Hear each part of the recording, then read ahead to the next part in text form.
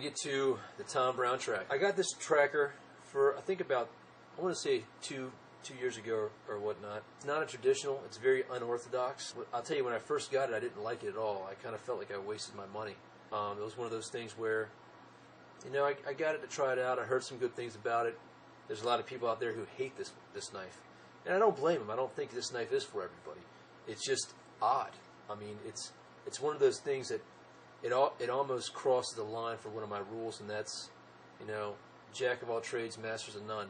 I do want my tools to be multi-purpose, and I can use them for other things, but I don't want them to be jack of all trades, master of none. I want them to master a certain area, and I believe that this thing does master. I believe that this does serve that purpose.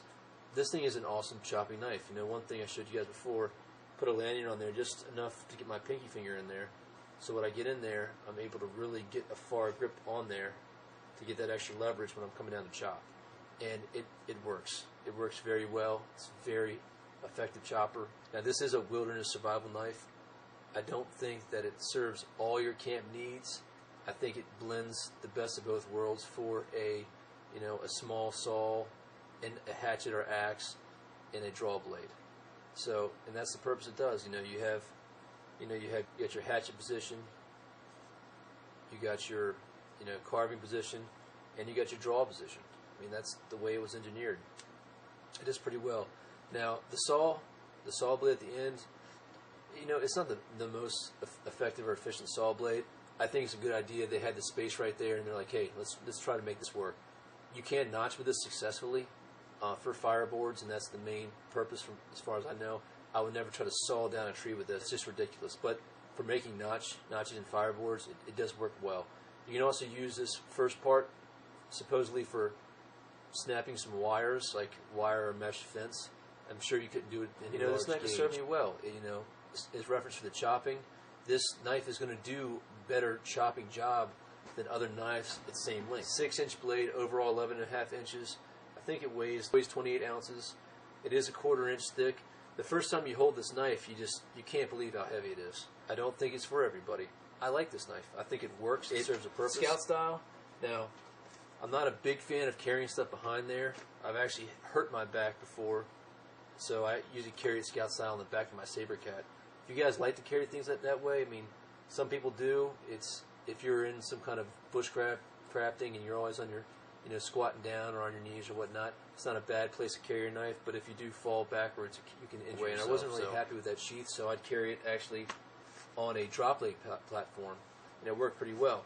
Then I picked up one of these Hedgehog Leatherworks sheaths, and this sheath really made the knife for me.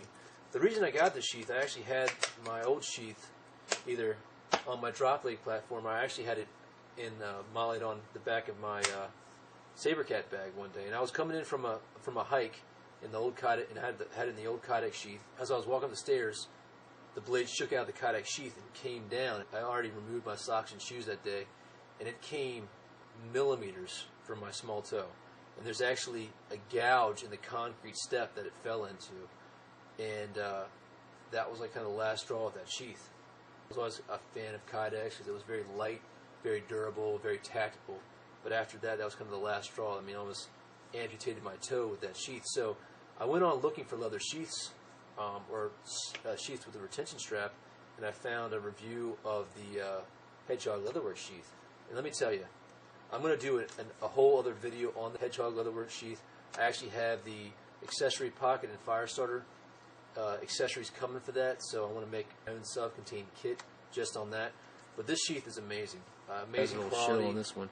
So you just apply pressure right there. It's going to pull back because of these elastic cords in there. And when you draw that blade out, it is never going to touch that strap. Alright? Nice, snug glove fit. Very handsome piece too. I mean, come on, aesthetics is part of it as well. Let's not deny it. This sheath really made this knife for me. It was one of those things where when I first got it, wasn't really that happy with it, especially when I was amputating myself. I took a chance in an investment in this sheath. These sheaths are not cheap. I believe this is $200 for a sheath.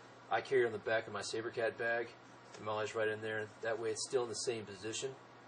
But that's the main place I carry. So the Tom Brown Tracker, this review, it did excellent in the chopping. better than any other blade, same length. It's because of its weight, of course. It's got that quarter grind, so it also did very well with the splitting.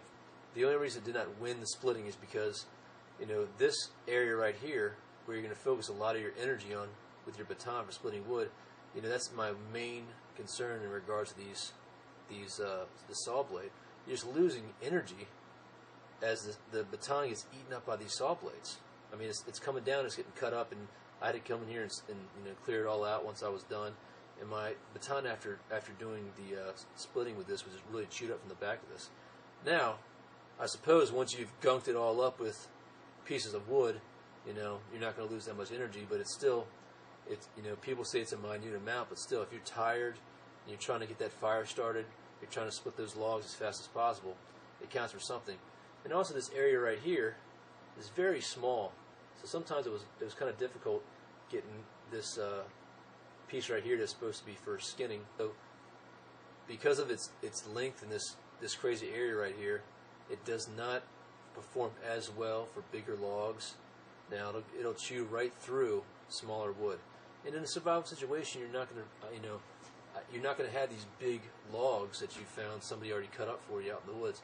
I mean, you're going to be tearing stuff off of dead, you know, you're going to be tearing dead stuff off of trees, finding small saplings maybe to construct something. You're not going to be working with heavy material, especially if you only have a single tool. But it's still, you know, you guys saw the video, 2 whacks once I got it in, because of the grind and the thickness of the blade, you know, the energy was pushed out and this thing ate right through those logs. So it did a very, very good job. For the drilling, it did the best. That tip is awesome for drilling. I got in there, was able to make a deep, wide hole very fast. The handle is very easy to maneuver in there. So if you're drilling a hole for a fireboard for your spindle, excellent there. For the carving, I really like the different positions you can hold this blade. I think it did excellent with the carving. Now, it's a little odd at first, especially when you're using other knives because of the way the handle is constructed. But once you get into that groove and you get that muscle memory in there, it's very effective with it. So it did great at the carving. This also has a draw. The draw blade is also proficient at drawing. If you need to, you know, remove bark from a tree or anything like that, did a good job. So overall, the Tom Brown did very well. Now, the price tag, we haven't talked about that yet. $249 price tag is very steep. That's where the Tom Browns is my biggest heartburn. It's hard to justify a $250 knife. Now, one of my buddies just bought one of these. He paid full price, and he is perfectly thrilled with it. So is the knife for everybody? No. I think this knife is for a specific group of people who want to minimize the amount of tools they carry. They want the ability to have something that can perform as a hatchet, perform as a saw, perform as a carving blade, perform as a notching blade. The Tom Brown does serve that purpose. It's not the end-all be-all. I think it's pretty innovative. 550 core on the handle. It absorbs a little bit of shock down there. Gives you a little bit more to grab onto, and also gives you some more cordage in there. I've seen some guys wrap these things with some 550 core, but pretty decent tool. I like it.